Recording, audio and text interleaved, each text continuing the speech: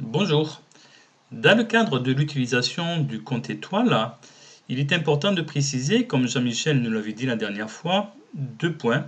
Le premier, c'est d'attendre que la vision soit habituée à l'obscurité pour pouvoir voir les étoiles les plus faibles. Cela demandera d'attendre une vingtaine de minutes dans le noir. Et la deuxième, donc, d'attendre que le crépuscule astronomique soit passé. Alors, le crépuscule, on distingue le crépuscule civil qui permet donc les activités humaines, le crépuscule nautique qui permet la réalisation du point en mer et le crépuscule astronomique qui permet donc de détecter les étoiles de plus faible magnitude. Respectivement, il faudra attendre donc que le soleil soit 6, 12 et 18 degrés sous l'horizon. C'est personnellement ce que j'ai appris dans les livres d'astronomie. La question que je me suis posée, c'est en fait, est-ce que je suis en mesure, par des travaux d'astronomie en photographie, de retrouver les valeurs des crépuscules dont nous venons de parler. Voici une première photographie donc, qui a été réalisée avec un appareil Canon 60DA avec un objectif de 35 mm, une pose de 6 secondes ouvert à 5. Cette photographie a été prise donc à 21h29 minutes avec un soleil qui était à 9 degrés sous l'horizon, donc bien après le crépuscule civil. Le fait que le ciel apparaisse bleu avec quelques étoiles de la constellation de la Girafe qui apparaissent vient du fait que la pause est de 6 secondes.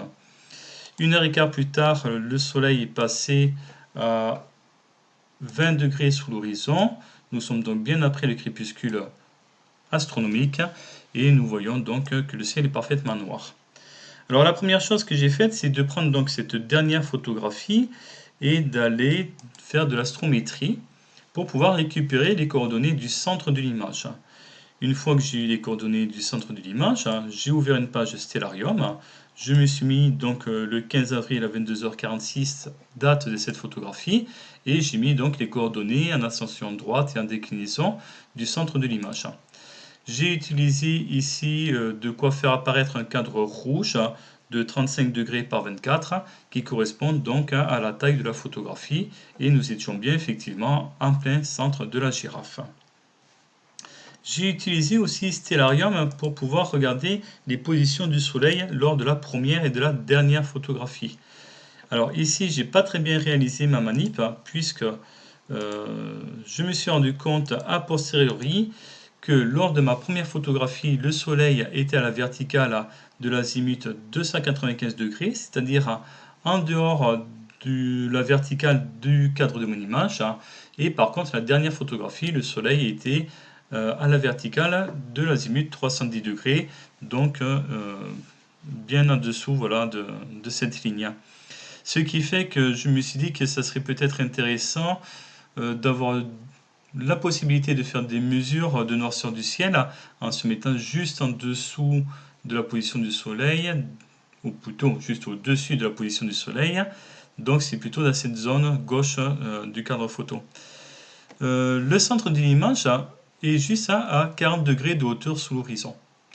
Donc j'ai utilisé photofiltre et j'ai regardé, on le voit en bas, le centre de l'image.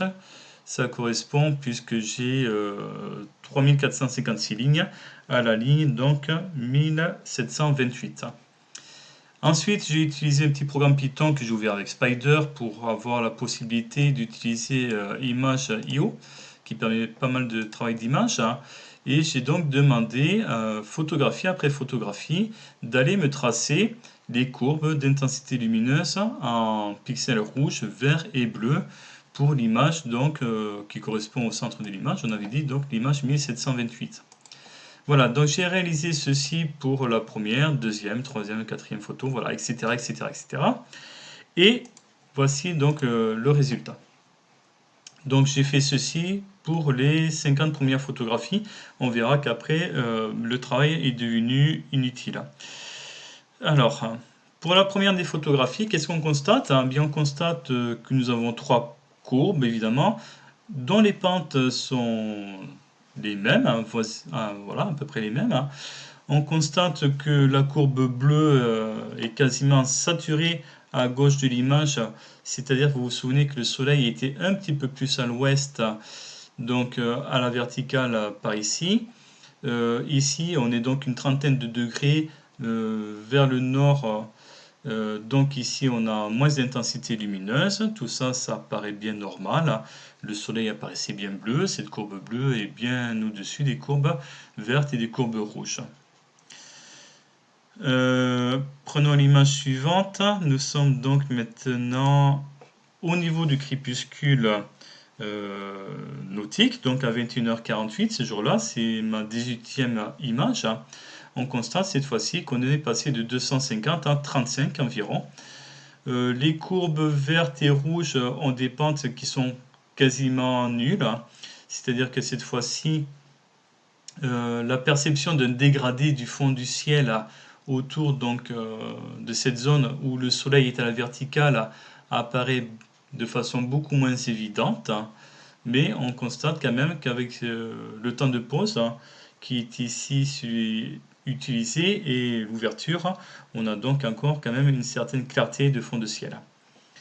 On continue. Jusqu'à quand j'ai pu obtenir cette fameuse clarté? Eh bien, j'ai estimé cela à l'image numéro 36, où on voit donc que cette fois-ci, on a des valeurs qui vont rester stables, c'est-à-dire autour de 3-4 ADU, c'est-à-dire avec des courbes de pente nulles et des courbes qui sont confondues. Donc, j'estime qu'à partir de là, j'ai obtenu une noirceur.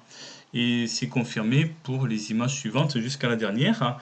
Et ceci correspond donc à 22h08, ce qui correspond à 15 degrés sous l'horizon.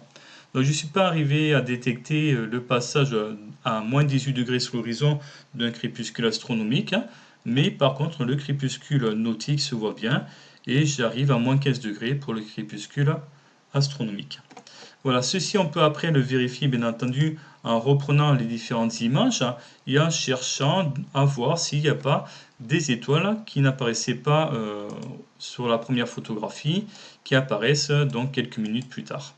Ne vous privez pas évidemment dessous d'écrire vos commentaires, vos critiques, si j'ai dit des bêtises, de me corriger, et si vous avez des idées pour améliorer ce projet, bien entendu, de les notifier. Je vous remercie et à bientôt.